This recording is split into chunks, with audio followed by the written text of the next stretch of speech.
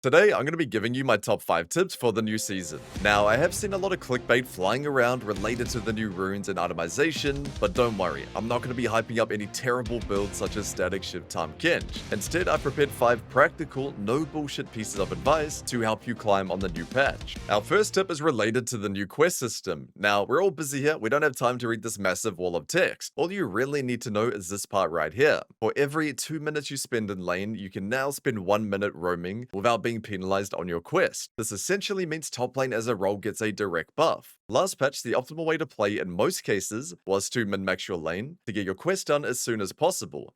Then, using your teleport around 11 to 13 minutes with that level advantage to explode the game. The problem is that's extremely late into the game. Most games are already decided before that point. However, now you can look for more proactive roams without slowing down your quest timing. Therefore, if you love to play champions with good playmaking potential, like a Scion, a Malphite, or even a Camille, you now have the option to just run straight bottom at level 6, make your play, and TP back to top without losing any quest points. Having this option alone already increases top lane's impact overall. And of course, we always have the classic roaming mid or invading the enemy jungle without getting punished as well. What this also means is champions with good proxying and playmaking potential, such as a Singed or a Riven, will be stronger on this patch. However, you must keep in mind you only have that 60-second window to make your play, so make sure any play you make ends extremely quickly. But to be honest, you don't really need to worry. The cutoff starts much closer to your base than before, so as long as you're past this line right here, you're in the clear. This also means that stopping your opponent from proxying is nowhere near as punishing as it once was. The second tip is definitely the most important because it's related to your minion waves, and the summary of it is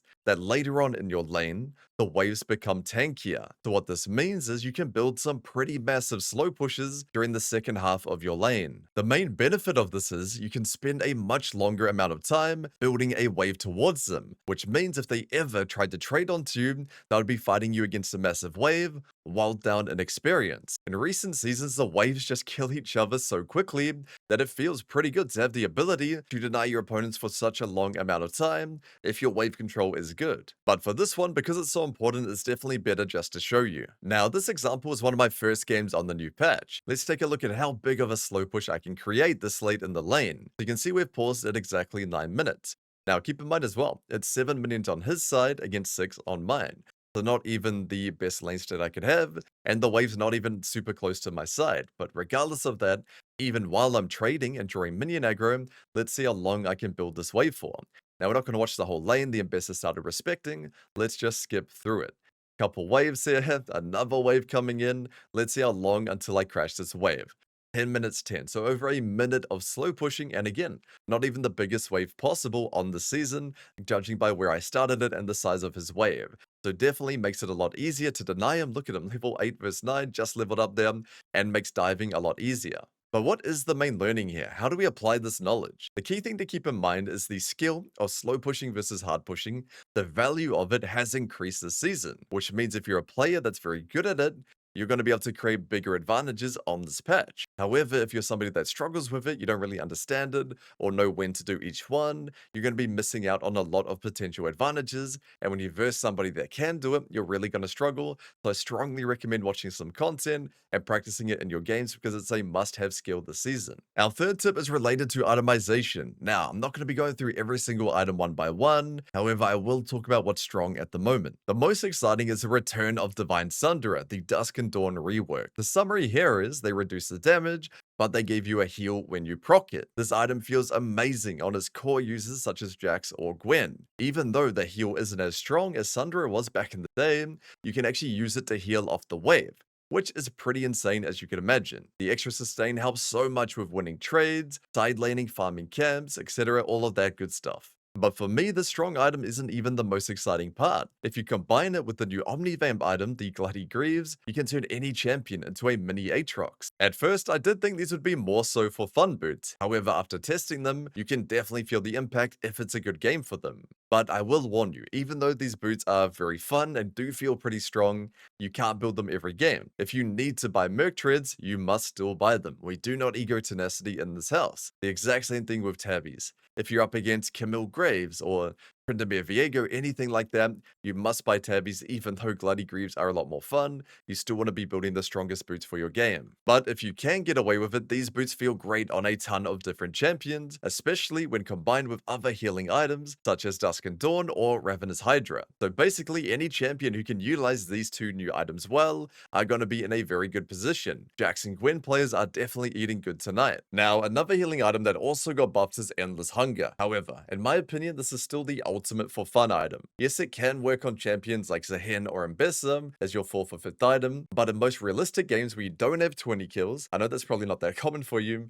you're going to have to build either Death Stance or more. Preventing yourself from getting one-shot is always going to be the most optimal, even though they did just give this item a little bit more ability haste. But of course, if you're extremely fit, or there's very little threat against you, it can definitely still work. Now let's touch on the brand new Doran's items. Do not get baited in. The original 3, especially Doran's Shield, are still going to be the best in slot in the majority of top lane matchups, but of course there is a place for the new ones. We'll start with Doran's Bow. Now, it might be different down in bot lane, but up in top where the real men and women play, that extra 80 to 110 HP makes a massive difference. So many matchups are going to be extremely painful if you don't have that extra survivability. Sure, if you're ugly and you like to play champs like Vayne or Varus into any free matchup like a Mundo, you could get away with greeting Doran's Bow. But in any real matchup between two real champions, you'll definitely need the extra survivability from the original Doran's items. So if you're wanting to buy it, I'd only do so with ranged AD carry champs into free scaling lanes where you don't need that extra HP. However, with Doran's helmet, I do see potential in this one. Basically, I like to call this one the Doran's Blade equivalent for tanks. And what I mean by this is the main metric for deciding between Doran's Blade and Shield on champions who could build both is you go Doran's Shield if they have short trading tools or poke. So champions like Mbessa or Gangplank,